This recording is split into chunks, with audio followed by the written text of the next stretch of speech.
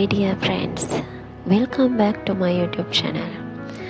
අපි සීමාවන්ට අභියෝග කරන බාධක බිඳ දමන සහ ඇතුළත ගින්න දල්වන සංදර්ශනයක් බලන්න තමයි ලෑස්ති වෙන්නේ. මම සොරායා. අද අපි ගොඩක් දෙනෙක් පසුපසට ඇද දමන දෙයක් වෙත තමයි කිමි දෙන්න හදන්නේ. ඒ තමයි සැනසෙන කලාපය. Comfort zone. ඔයා කවදා හරි හිර වෙලා හිටින බවක් නැත්තම් මොටිවේෂන් එකක් නැති එකක් ඔයාගේ හීන නැති වෙලා යන බවක් දැනিলা තියෙනවා නම් මම අද කතා කරන්නේ අන්න ඒ කට්ටිය වෙනුවෙන්.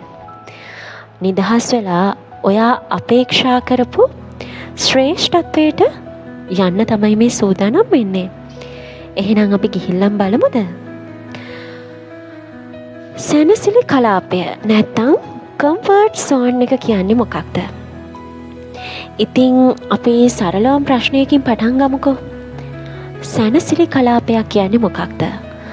සැනසිලි කලාපයක් කියලා කියන්නේ දේවල් ආරක්ෂිතව පුරෝකථනය කරන්න පුළුවන්. ඒ වගේම හුරු පුරුදු බවක් දැනෙන මානසික අවකාශයකට. එහෙමත් නැත්තම් ඒක මේ විදියට කියන්නත් පුළුවන්. ඔයා ආස කරන පරිසරයකට තමයි සැනසිලි කලාපයක් කියලා කියන්නේ. ඔයා හැමදාම ඉන්න කැමති තැනකට තමයි සැනසිලි කලාපයක් කියලා කියන්නේ. ඒක හැම දවසකම අවදි වෙන එක, එකම දිනචර්යාවක් එක්ක යන එක, චූටි උත්සාහයන් අවශ්‍ය දේවල් කරන එක, එහෙමත් නැත්නම් අවදානම් වළක්වා ගන්න එක. ඒක හොඳයි, සුව පහසුයි. හැබැයි මෙන්න මේ කටුක සත්‍ය තමයි, මේ හැම දෙයකම තියෙන කටුක සත්‍ය තමයි ඔයා කවදාවත්ම දියුණු වෙන්නේ නැහැ. ඔයා මං කියපු දේවල් එක්කම ජීවත් වෙන්න උත්සාහ කරනවා නම් ඔයා තුල කවදාවත්ම වර්ධනයක් නම් ඇති වෙන්නේ නැහැ. විලියම් ජී.ටී. ෂෙඩ් මෙන්න මෙහෙම කියලා තියෙනවා. නැවක් වරායේ ආරක්ෂිතයි. හැබැයි නැවක් හදන්නේ වරායක ආරක්ෂිතව තියන්නද? නැහැ. ඉතින් අන්න ඒක ගැන හිතන්න. හැම විශිෂ්ට ජයග්‍රහණයක්ම ජීවිතය වෙනස් කරන හැම මොහොතක්ම සැනසිලි කලාපයෙන් පිටත තමයි සිද්ධ වෙන්නේ. ඒත් ගොඩක් අය ඒකට ඇලිලා ඉන්නේ එක ප්‍රධාන දෙයක් නිසා. ඒ තමයි බිය. අසාර්ථක වෙන්න තියෙන බිය. විනිශ්චයට ඇති වෙන බිය. ඒ වගේම නොදන්න දේවල් වලට ඔයා ගාව තියෙන බිය. ඒත් මම මෙන්න මෙහෙම ඔයාගෙන් අහනවා. වඩාත්ම භයානක දේ මොකක්ද? අලුත් දෙයකින් අසමත් වෙන එකද? නැත්තම් හැමදාටම ඒ විදිහටම ඉඳලා ඒ ගැන පසුතැවිලි වෙන එකද? හැමදාම එකම තැනක හිර වෙලා කවදා හරි ඒ ගැන පසුතැවිලි වෙවි දුක් වෙන එකද? ඔයාම හිතලා බලන්න. සැනසිලි කලාපය ඔයාගේ හීන මරා දමන විදිය ඔයා දැකලා තියෙනවද? අපි ඇත්තම කතා කරමු. ඔයාගේ සුව පහසු කලාපේ රැඳිලා ඉන්න එක ඇත්තටම කිව්වොත් නිහඬව හීන දකින ඝාතකයෙක්. හේතුව මෙන්න මේක. ඔයා වර්ධනය වෙන එක නවත්තනවා. ඔයාට අභියෝගයක් එල්ල වුණොත් ඔන්න ඔයා වර්ධනය වේවි. ඔයා එකම දේ දිගටම කරනවා නම් ඔයාට වෙනස් ප්‍රතිඵල අපේක්ෂා කරන්න පුළුවන්ද? කොහොමද අපේක්ෂා කරන්නේ?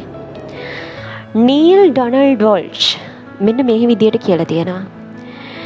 ජීවිතය ඔයාගේ සුවපහසු කලාපේ අවසානයේ ආරම්භය වෙනවා. ඒ කියන්නේ ඔයා හරියටම ජීවිතය කියන්නේ මොකක්ද කියලා දැනගන්නේ ඔයා ඔයාගේ සුවපහසු කලාපේ කවදා හරි අවසාන වෙන්න හිතන මොහොතේ ඉඳලා. ඒ වගේම තමයි ඔයා මධ්‍යස්ථභාවයට එකඟ වෙනවද? ඔයාගේ සුවපහසු කලාපය ඔයාට ප්‍රමාණවත් තරම් හොඳයි කියලා විශ්වාස කරන්න පොළඹවනවා. හැබැයි ප්‍රමාණවත් තරම් ඔයාගේ ජීවිතයට ඔයාට අවශ්‍ය දේ ඇත්තමද?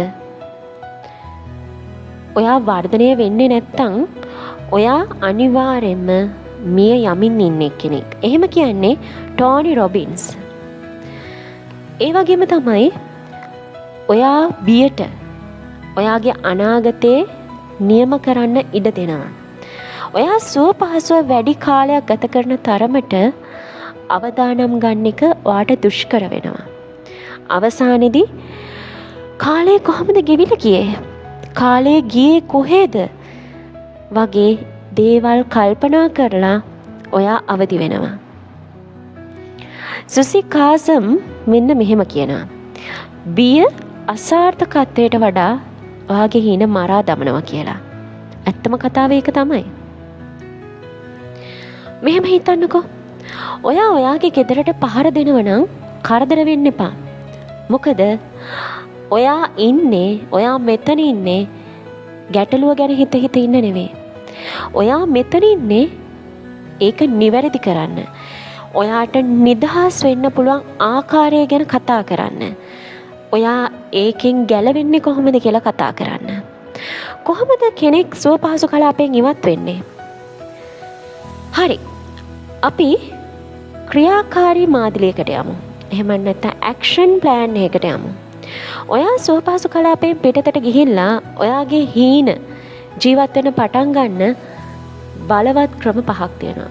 එහෙම නැත්නම් ඔයා කම්ෆර්ට් සෝන් එකෙන් මිදිලා ඔයාගේ රියැලිටි එකට, ඔයාගේ රියල් ලයිෆ් එකට, ඔයාගේ ඩ්‍රීම්ස් ඇචීව් කරන්න පටන් ගන්න ක්‍රම 5ක් තියෙනවා. පළවෙනි ක්‍රමය තමයි නැත්නම් පළවෙනි පියවර තමයි ඔයාගේ මානසිකත්වය වෙනස් කරගන්න ඕනේ. කොහොමද එහෙම කරන්නේ?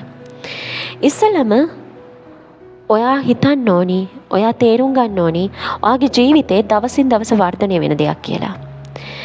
බියෙන් වැළකීලා ඉන්න වෙනුවට බිය ඔයා වැළඳ ගන්න. එතකොට ඔයා නොදැනුවත්වම බිය කියන්නේ මොකක්ද කියලා, බය කියන්නේ මොකක්ද කියන එකේ නොදැනුවත්වම ඔයාගේ ජීවිතෙන් අයින් වෙලා යයි. ඔයාට ඒක ආරක්ෂිතව ක්‍රීඩා කරන කියලා ඔයාගේ සිතුවිලි වලට අභියෝග කරනවා නම් ඒක නෙවෙයි කරන්න ඕනේ. ඔයා නොබියව ක්‍රීඩා කරන්න ඕනේ. ඒකයි ඇත්ත. ඇම්බ්‍රෝස් රෙඩ්මූන් කියනවා ධෛර්යය කියලා කියන්නේ බය නොමැති වීම නෙවෙයි, බයට වඩා වෙනත් දෙයක් වැදගත් කියලා විනිශ්චය කරන එක කියලා. එතකොට දෙවෙනි පියවර, හැම දවසක්ම ඔයාව බය ගන්නවන එක දෙයක් කරන්න ඕනි. ඒකෙන් කියන්නේ මොකක්ද? හැමදාම චූටි චැලෙන්ජස් වගේ ලයිෆ් එකට ගන්න. ඇසෙම්බලි එකකදී කතා කරන එක, අලුත් ස්කිල් එකක් try කරන එක, අලුත් ස්කිල් එකක් develop කරගන්න එක, ඔයා දන්නේවත් නැති ආගන්තුකයෙක් එක්ක කතා කරන එක වගේ චූටි දේවල් වලින් ඔයා ඒ challenges ඔයාගේ ලයිෆ් එකට ගන්න එක පටන් ගන්න. හැම කුඩා පියවරක්ම විශ්වාසය ඔයා තුළ ගොඩනගනවා. එලිනෝර් රෝස්වෙල්ට් මෙන්න මෙහෙම කියනවා. ඔයාව බය ගන්වන සෑම දිනකම එකම එක දෙයක් කරන්න කියලා. හරි. third step එක නැත්නම් third point එක තමයි වර්ධනයට කැමති පුද්ගලයෝ ඔයා වටා එකතු කරගන්න ඕනේ. ඔයාගේ මිතුරන්, ඒ වගේම පරිසරය ඔයාව පසුපසට ඇදලා දානව නම්, ඔයාගේ කකුලෙන් අදිනව නම් අන්න right. ඒක තමයි ඔයාට ඉස්සරහට යන්න තියෙන නියම කාලය වෙන්නේ. ඔයාට challenge කරන, ඔයාව courage කරන පුද්ගලයෝ ඔයාගේ වටේ ගොඩ ගහ ගන්න ඕනේ. ජිම් රොන් කියනවා ඔයා වැඩිපුරම කාලය ගත කරන පුද්ගලයන් 5 දෙනාගෙන් සාමාන්‍යම කෙනා ඔබ වෙන්න පුළුවන් කියලා. ඒ වගේම තමයි දියුණු වෙලා ඉන්න පුද්ගලයෝ 7 දෙනෙක් අතරට ගියා කියලා කියන්නේ ඔයා නොදැනුවත්වම 8 වෙනි success people වෙනවා කියන එක. ඊළඟට අනිවාර්යෙන්ම කරන්න ඕනි දේ තමයි විශාල ඉලක්ක තියාගෙන ඒ වෙනුවෙන් ක්‍රියාමාර්ග ගන්න එක. ඒ කියන්නේ fourth step එක තමයි ලොකු goals තියාගෙන ඒ වෙනුවෙන් action ගන්න එක.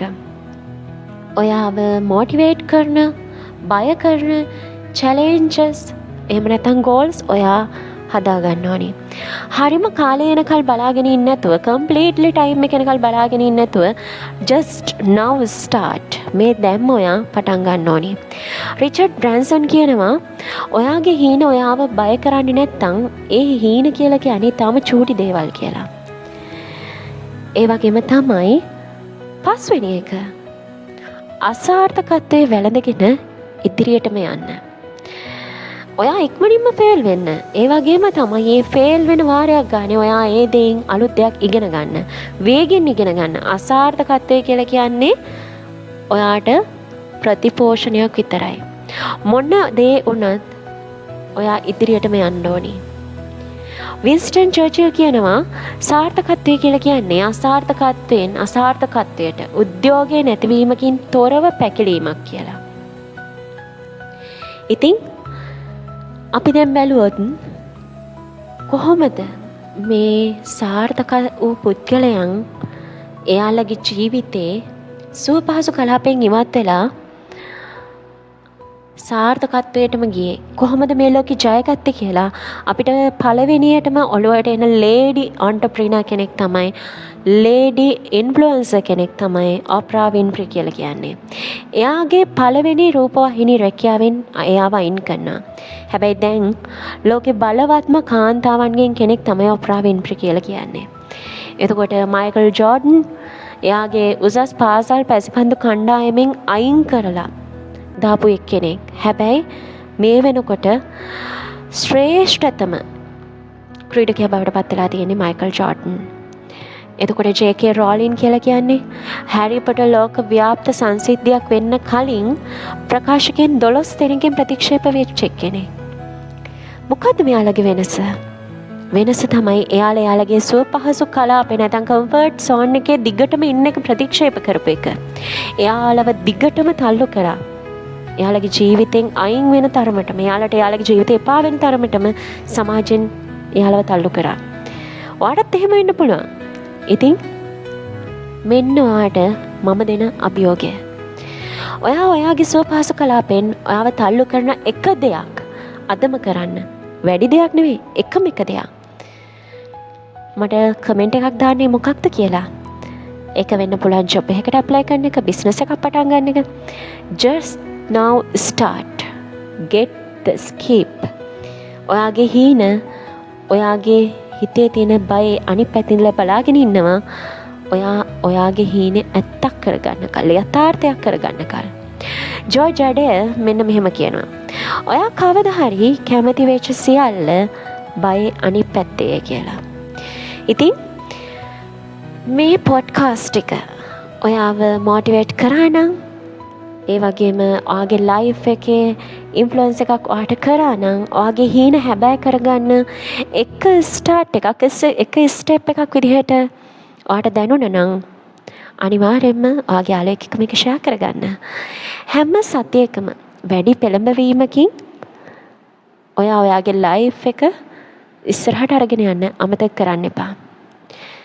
ඊළඟ වතාවේ නැතෙක් බියෙන් තොරව ජීවිතේ විඳින්න try කරන්න.